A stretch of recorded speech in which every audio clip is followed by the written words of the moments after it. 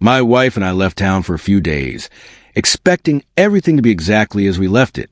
Our driveway had been in perfect condition when we drove away. We had no idea the HOA had decided to do work on our property, and they never bothered to tell us. When we finally came home, something looked wrong from the street. At first, I thought it was just some road maintenance nearby. Then I noticed the orange construction markings across our driveway. I immediately pulled the car to curb. Someone had cut straight across our driveway.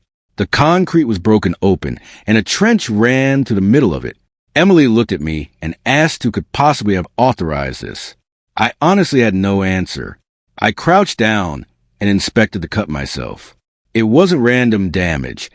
The markings showed that someone had planned the work. There were even fresh utility markings around the area. That meant someone had ordered this. I started taking photographs before touching anything. Emily documented the damage from another angle. We wanted a complete record of what had happened while we were away. Then I called the HOA office. The HOA receptionist told me that maintenance crews had been working in the neighborhood.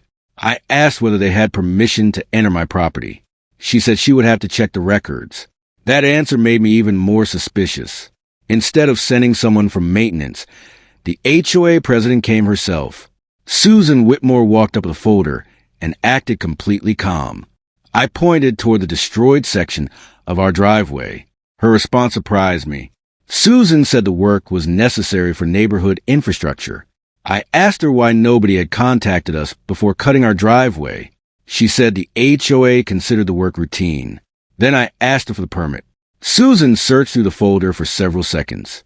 She showed me HOA notices, maintenance records, and neighborhood guidelines. But there was no county permit authorizing the driveway cut. That was the first real crack in her story. Then a county vehicle pulled up outside our house. A county inspector stepped out and looked directly at the damaged driveway. He introduced himself and asked who had authorized the work. Susan suddenly had nothing to say. The inspector walked straight to the damaged section and began examining it. He checked the utility markings and studied the edges of the concrete. Then he asked Susan which contractor had performed the work. Her answer was much less confident this time.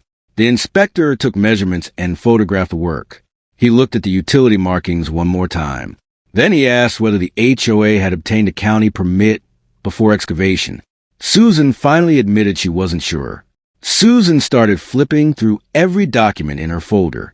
She found HOA notices and contractor paperwork, but nothing from the county. The inspector asked her to provide the permit number. There was no permit number to provide.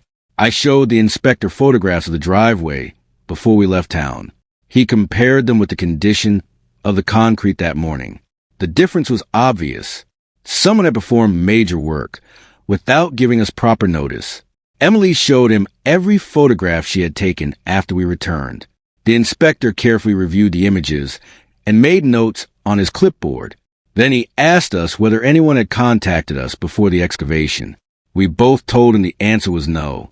The inspector explained that HOA approval was not the same as county authorization. Susan tried to argue that the contractor had followed community requirements, but the inspector told her that county permits were a separate matter.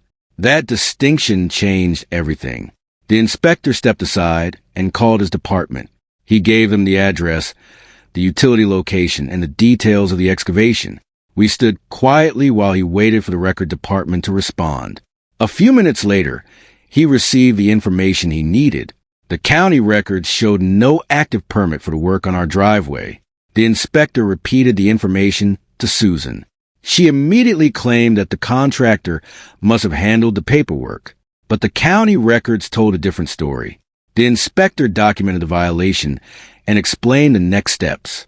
He told us the county would require the responsible party to address the unauthorized work.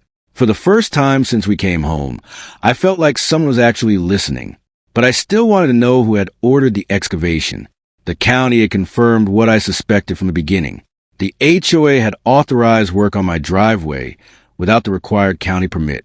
Now Susan had to explain exactly who approved it and why. And that answer was about to expose a much bigger problem inside the HOA.